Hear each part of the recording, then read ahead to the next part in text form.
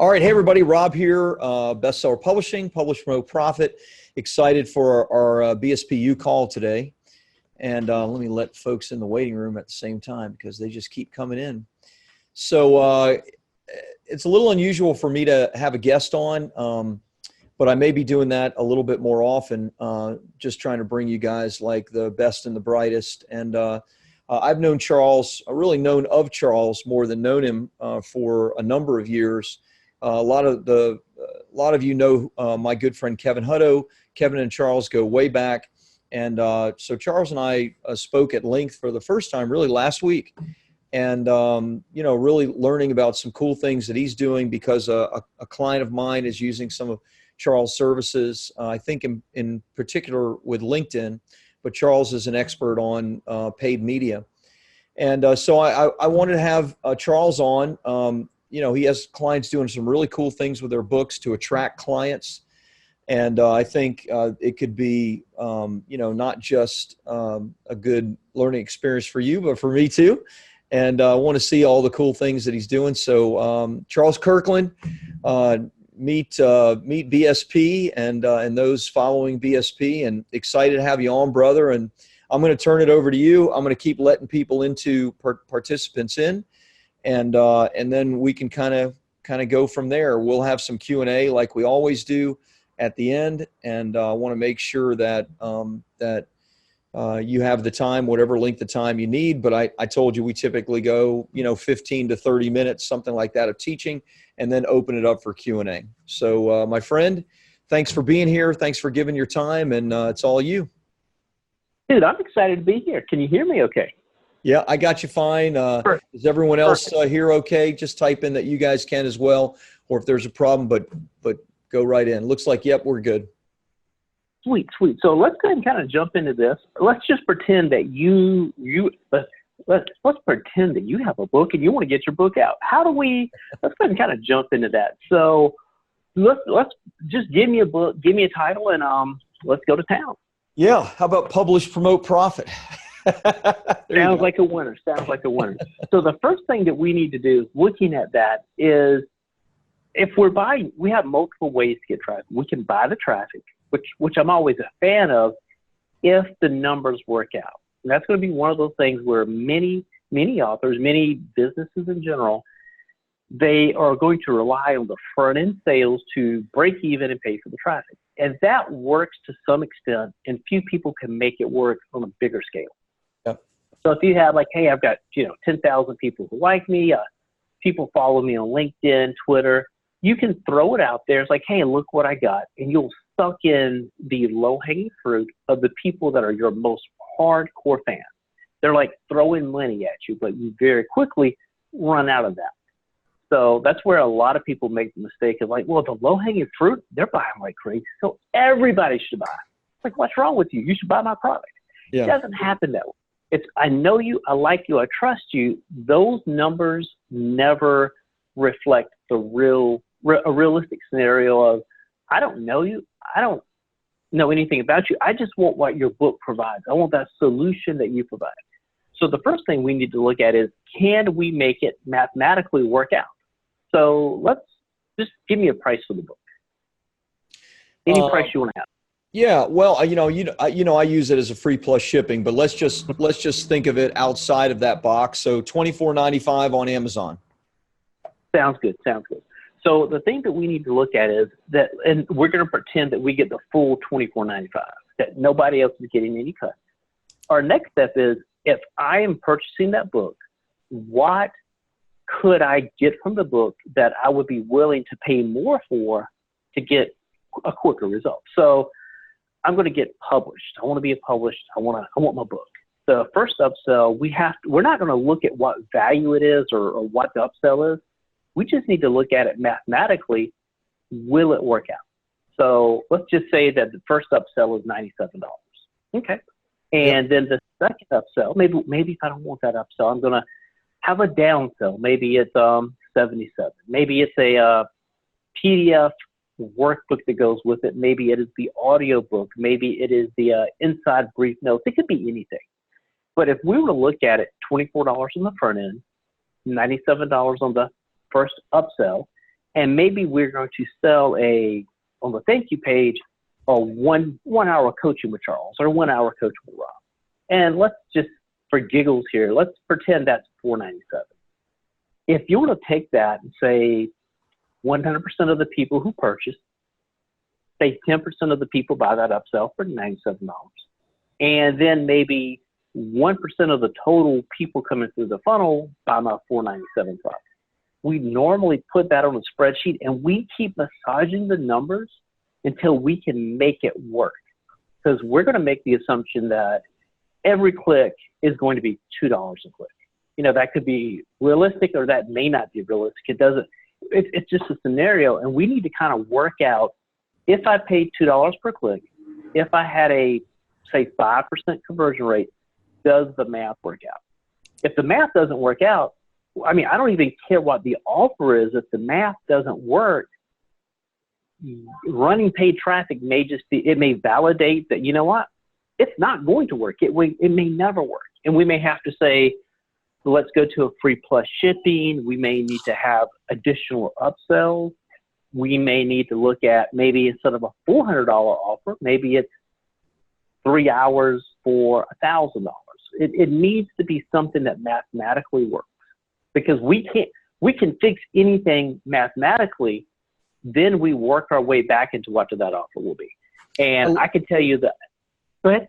Can I just, I want to recap as you go on, because this is really important. So the first thing that you're doing is it's a math equation before it is a product equation, right? Exactly. The math has to work before you ever worry about, I think your exact words, before you ever worry about what is being offered and what is being sold. Now, the one benefit that most of the people that listen to me or that are my clients have is that they're coaches, they're consultants, they're experts, they're already at, kind of the top, and they have some type of high ticket thing to sell on the back end, which of course, is my situation. We lose money on publish, promote, profit, just with the initial math. But because the high ticket on the very back end and the conversion rates work out, we know we can go deep in the hole and crush a lot of our competitors. There's a nice fence built up around us because they're looking at my stuff going, how is he making any money on it? Well, he's not making any money on it. I'm losing money on it, but I'm making money on the back end. So first, does the math work? And of course, you can make the math work depending on how big the upsell is, at the very end of the funnel. So great stuff. Yeah. And one of the next things we want to look at is, once we've done it, let's just say mathematically it works. We may not be breaking even today, tomorrow, next week, next month, but we know that we have a finite period that we're going to, at one point, cross the line. It's gravy from that standpoint. Life is good. What we do is we work out like the worst possible scenario, and the worst possible scenario is $2 click. Well, how about the best scenario, maybe $1 per click, and maybe my conversion rate is going to be exponentially higher. When you put those things together, you start developing, okay, if I want to take this book to LinkedIn, what do I need to pay per click to make it work? I need to take it to Facebook. I need to take it to Google. The reality of it is, when I'm typing on Google how to become a best-selling author, the intent is so incredibly hot, my shoes should be on fire. I mean, I'm like throwing the credit card at the first person, it's like, take my money. Those conversions will be exponentially higher. So you could pay $5 a click, because, I mean, I am like, it is just such a high intent. And the key is, you have to understand each one will have a different funnel. If I'm searching for how to be a best-selling author on Google, if you said, hey, Charles, here's the upsell, I'll help you write your book. It's $25,000. And by the way, we'll also have 3 unicorns dance at your house and we'll show up at your kid's birthday party. It's like, well, great. That's what I wanted anyway. But on Facebook, I wasn't even looking how to be an author. I just happened to, be browsing my feed, and I was targeted. It's like, well, I might be. It's a much colder intent. So very often we will use lower price funnels in the front end in Facebook and then accelerate that. Where Google, I can start out very high price because there's a very definite intent. And in LinkedIn, we can start out with an extremely targeted and extremely high price, because if you were to say, let's go target CEOs on LinkedIn, you know, most people have like one size ad that fits everything. It's like, buy my book, buy my stuff. Why are you not buying my stuff? For LinkedIn and how we really should be doing in Facebook, I could come in and say, you know, the most famous CEOs all have a book. That is the ultimate calling card to, you know, creating the legacy and creating X, Y, and Z. We would target those people with an ad for CEOs versus someone who's a coach or someone who's a consultant. We would target the ad differently, and we would use different language. So talking to the CEO, we're going to talk about, you know, how to accelerate your C-suite and how to, you know, create and ramp up your ROI. Whereas a coach or consultant, we're like, you know, you probably want to be working with a few people at a time, and we're going to show you how to get premium prices, you know, charge more money, work less, create freedom, create lifestyle. You know, they're not necessarily concerned with the legacy, and they're not concerned with employees for the most part. So you have two different animals or two different segments. The more we can talk to them specifically, the more they love us. The faster we accelerate that buying cycle. And that's even before we even look at buying the first click. I mean, we haven't even bought a click. We're just mathematically working this stuff out, creating ads. Because most people, they write the ad when they're in front of the computer. It's like, oh gosh, I got a gun to my head. I better write an ad. You'll do much better. Write an ad and look at that ad. Like, is this ad relevant to my prospect? Does my prospect even find value in the ad? Because we really have, let's go back to Facebook. We have a couple different segments.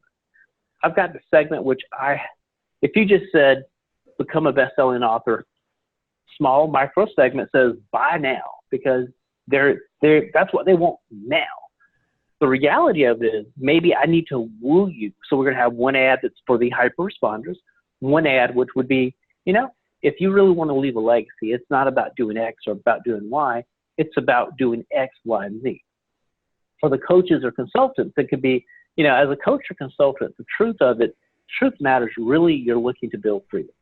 The fastest way to freedom is to have a book, because when you're talking to a client, you're talking to a prospective client. When you have a book, it automatically positions you as the expert. It removes many of the barriers they have, because at the end of the day, I'm investing money for a coach or consultant. I need to know that they've been there, done that, got the t-shirt, they've made the mistakes that can be made, and they're going to shortcut my learning curve. As a coach or consultant with a book, you're giving a client, you're giving your prospect something that says, I will shortcut your learning curve. You're talking to people different, because we need to woo them in. We need to give a little, just a little conversation to warm them up. And we would have ads for warm, cold, and then we have some for like, I have no clue if I even want to do this. Yeah. But the more you micro segment this, the higher the conversion rates go. Let me give a little recap for people, because a couple of people messaging, I don't really understand. So every search engine is nuanced.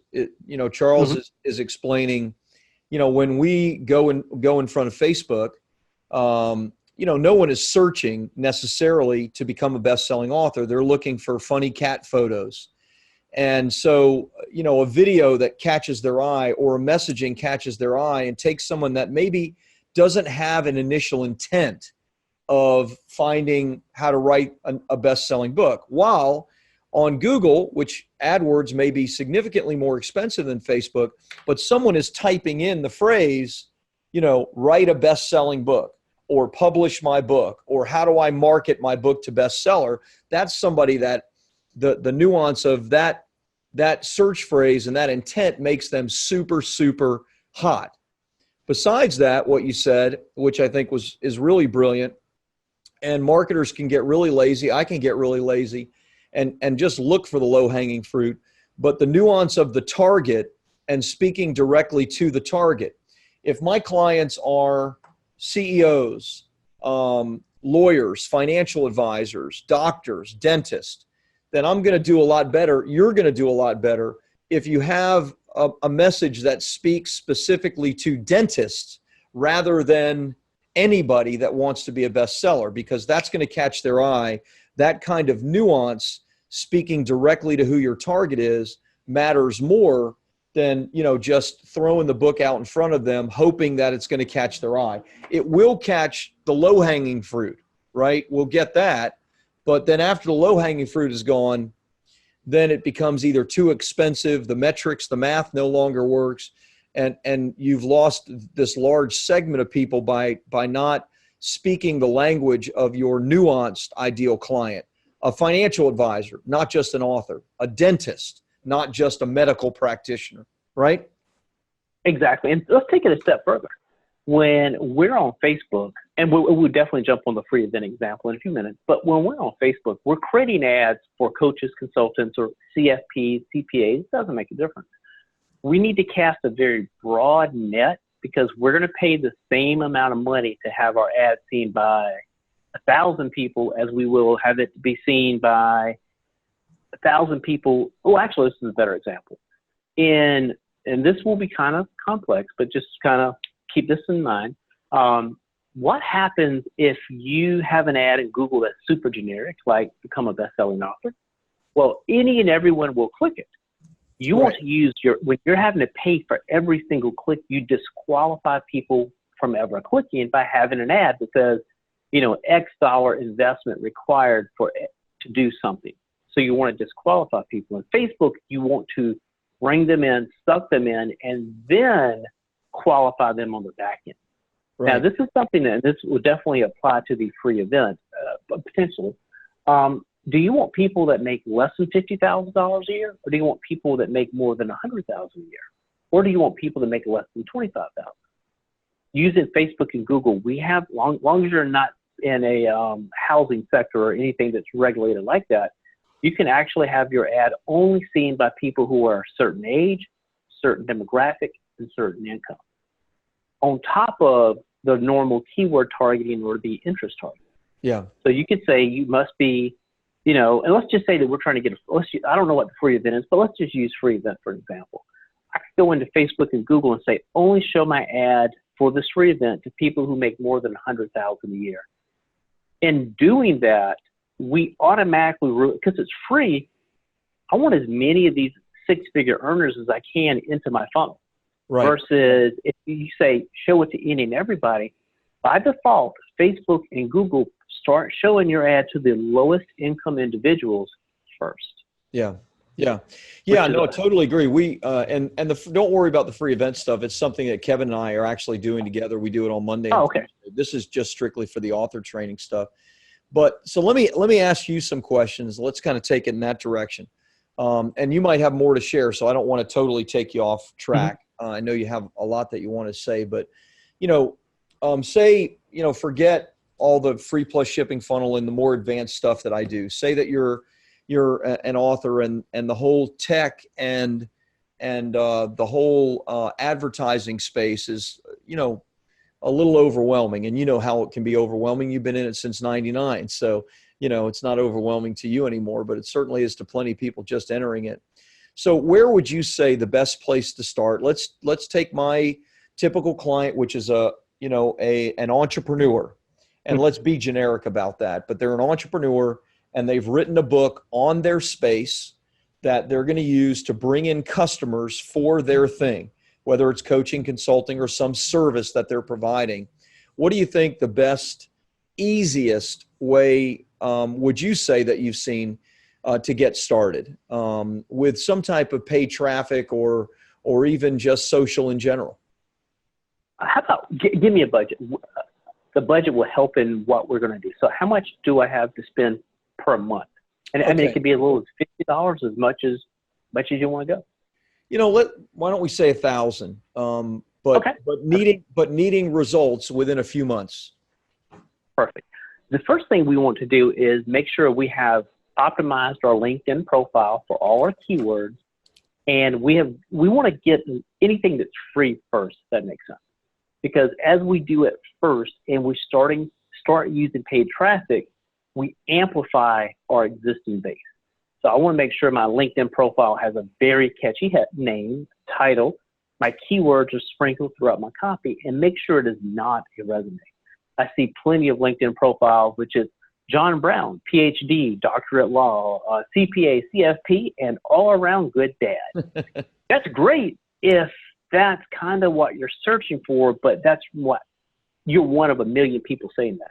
I would much rather you say, I help people become best-selling authors using a 3-step R3 system that helps, experts increase their knowledge, increase brand value, build a personal brand. So it's about them, not about you. Nobody cares about you, your education, nobody.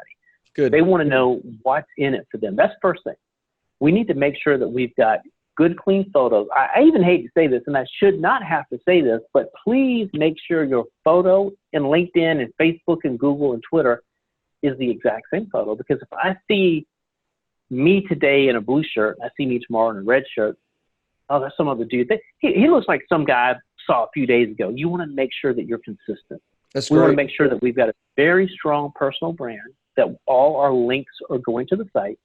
Facebook, Google, LinkedIn, Twitter, whatever platform you have, make it consistent. Great. The next thing we need to look at is, if I had only $1,000, I would go to Fiverr and I would get a really impressive looking Twitter header, LinkedIn header, Facebook header, and a Facebook group header. I would make sure that my offer for the book was in that header image. Because most people have their header images of, it's my granddaughter and her little pony. That's great when it's just me and you. Like, dude, look at my personal profile. But when people are trying to give you money, we don't need barriers.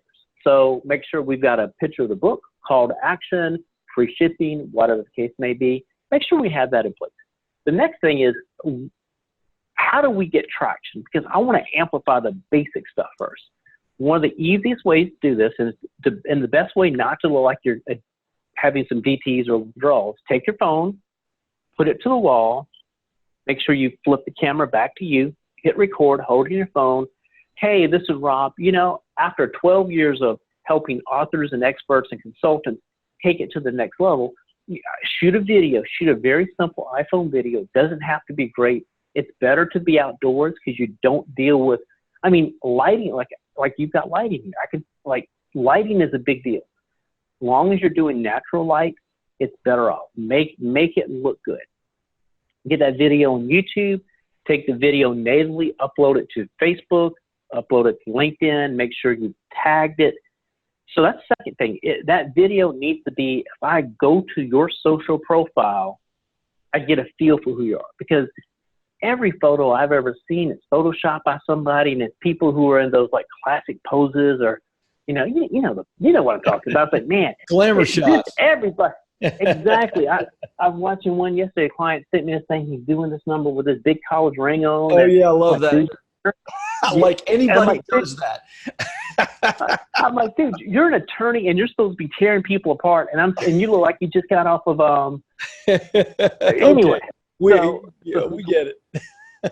So make sure that we've got, the profile, the image matches your. Next thing we need to look at is, do we have a website? If you don't have a website, you don't need a website. The reality is you just need a single landing page, because there was a day when I needed 50 pages. I needed SEO stuff, and that's great if you've got it. If you've got it, more power to you. Get a simple setup. I love Unbalanced, but I wouldn't use it if I was just starting out with $1,000 budget. I would look at getting a free, and there are tons of WordPress templates. And do not, please tell me, do not try to learn how to use WordPress. That is the dumbest thing on the planet.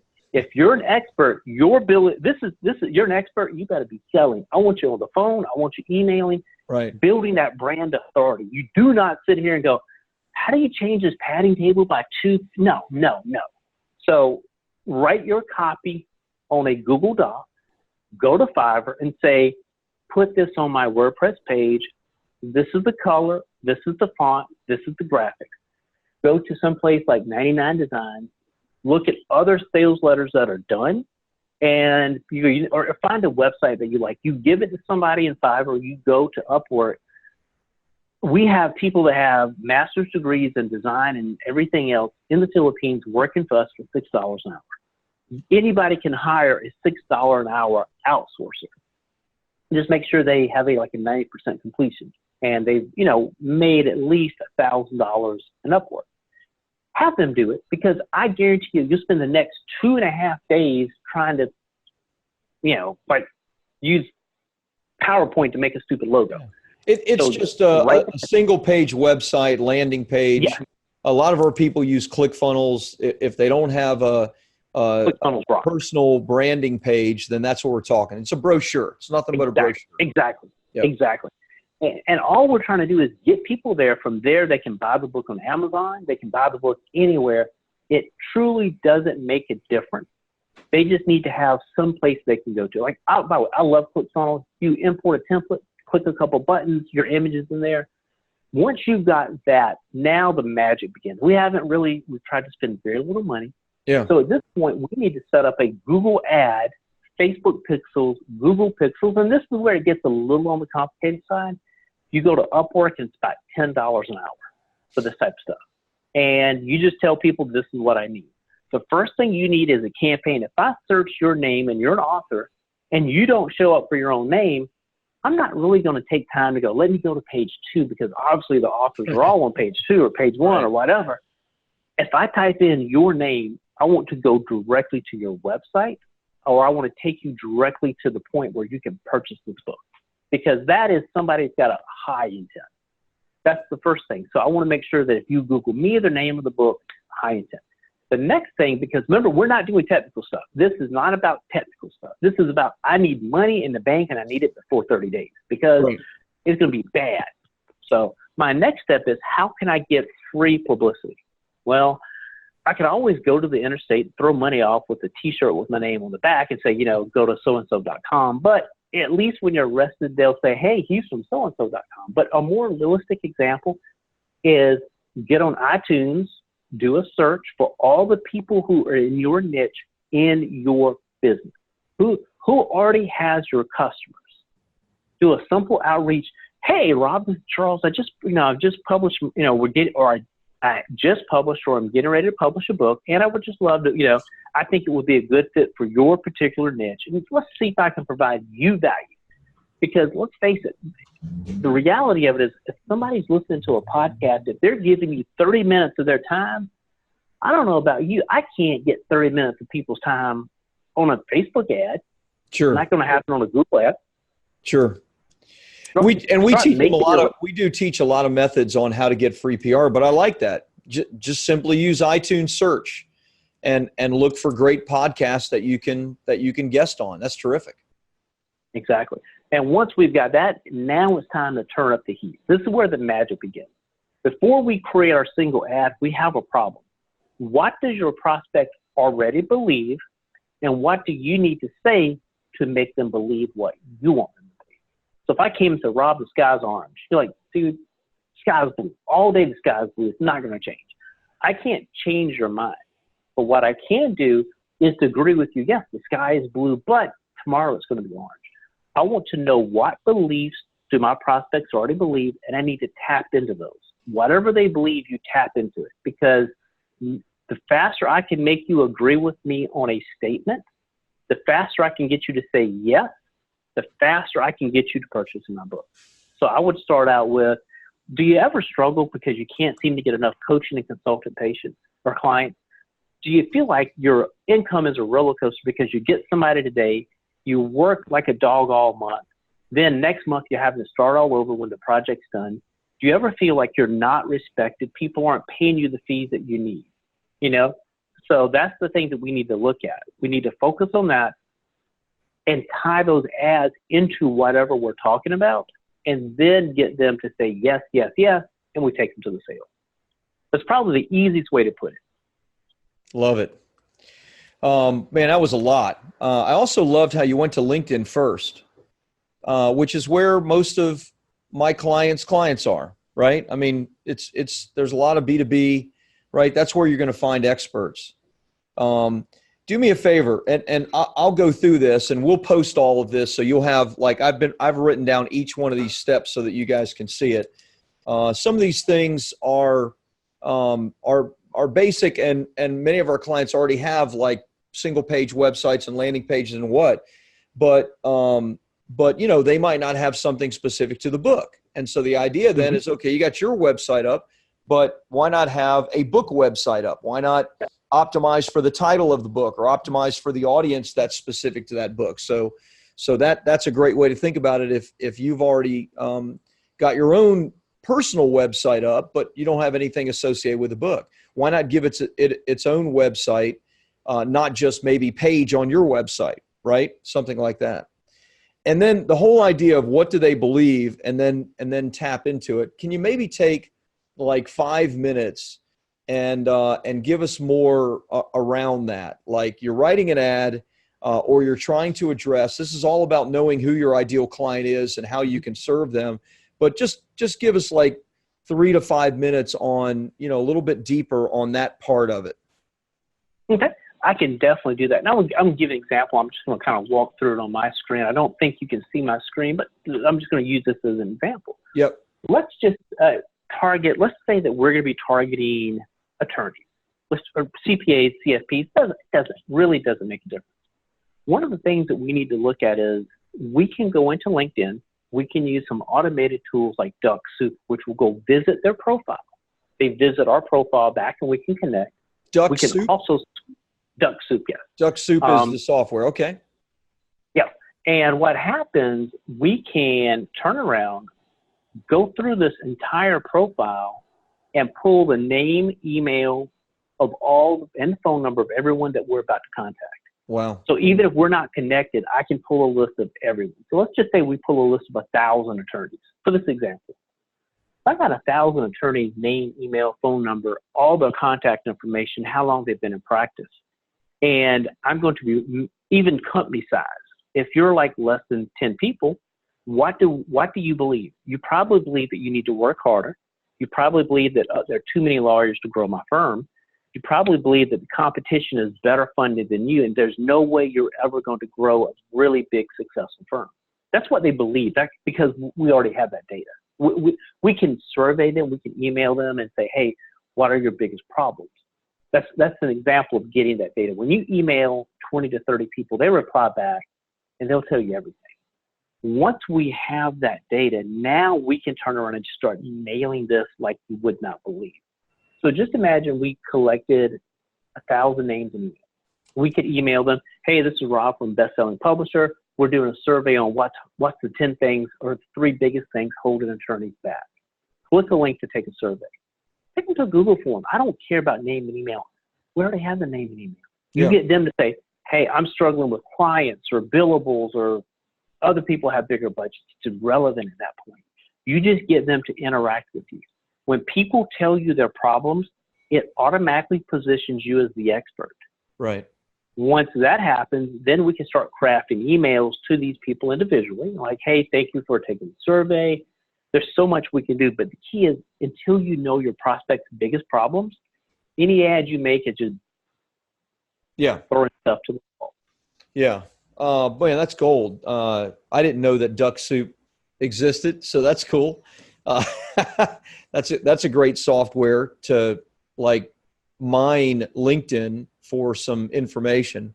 And then what you're really talking about is you're talking about really figuring out what they believe.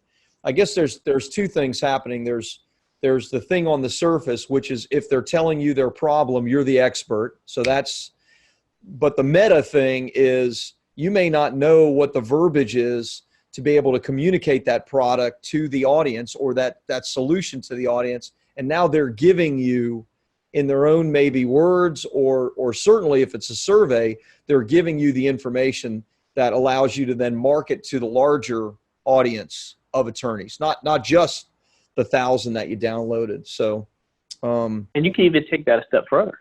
You remember we already had their name and email because I scraped it. I mined the data from DuckSoup. Yep. Well, when you click out of the email to go take the survey on my site, we could drop what's called a remarketing pixel, which means you then see my name, my face, nonstop. Right. Because now I know you've interacted with my site. Yeah. So then you're seeing the image, the banner, the logo. You're everywhere all of a sudden. Exactly. Yeah. So remember, you become the expert when someone confides in you. Yeah. Then it's a function of if they see you everywhere, would you take a call from somebody where you've seen the banner 55 million times? You've seen the name, you see the image, and it costs about a penny to have that banner. Yeah, exactly. We could even take it a step further, upload that database to something called AdRoll. Most people think you can upload a CSV file of your prospects. So let's say I was a coach and I help chiropractors bill more money. I scrape a list of all the chiropractors. I upload it into AdRoll, and then I start basically shotgun blasting out my image, my ad, my proposition to the point where I know they would have seen it. At that point, I could then start cold calling because I have the data. I could send them the book in the mail. One of my best headlines, like I'll use this for an example. Let's just say that for giggles here that it costs $5 to print a book. Could you mail a book with a sales letter that said $5 could be your next $10,000 client? $5 can bring you your next client. Where you're explaining to them by becoming a published author, they now have the ultimate competitive advantage, a calling card. Because now anybody can make videos, anybody can do this, but a book is still something where only the experts have books. Right. Love that. Yeah, I mean, there's a lot that we can talk about. I mean, I know you've tried to start from the very beginning. Charles you talked about a lot. You talked about pixels, you talked about retargeting. I mean, a lot of really advanced stuff that some certainly go, oh man, I want more of that, or I want to know more about Duck Soup or AdRoll or whatever. So we probably need to have you back. But for now, I think we need to call it. So do me a favor, tell people where they can find you, where they can get information on you. I'll also, of course, post it in our Facebook group if it's okay with you. But for those that are listening, tell us all of your contact info. Yeah, there are two places you can go. One is the MediaBuyerAssociation.com. Yep. And the other one, TrinityMarketingAgency.com. And just opt in for like a case study or any of the 1.5 million pop-ups we have. And I promise you, we'll email you till you buy or you die. See, you got to be transparent about the prompts and policies. We don't have one. But at the end of the day, we send really high-quality information. We share a lot of content. I love your stuff. I love your videos. I love the stuff. I mean, you give stuff for free that a lot of people very easily could be paying money for.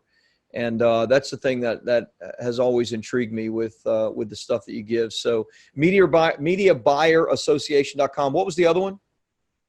TrinityMarketingAgency.com. AttorneyMarketingAgency.com. No, Trinity. I'm sorry. Sorry, I lost it.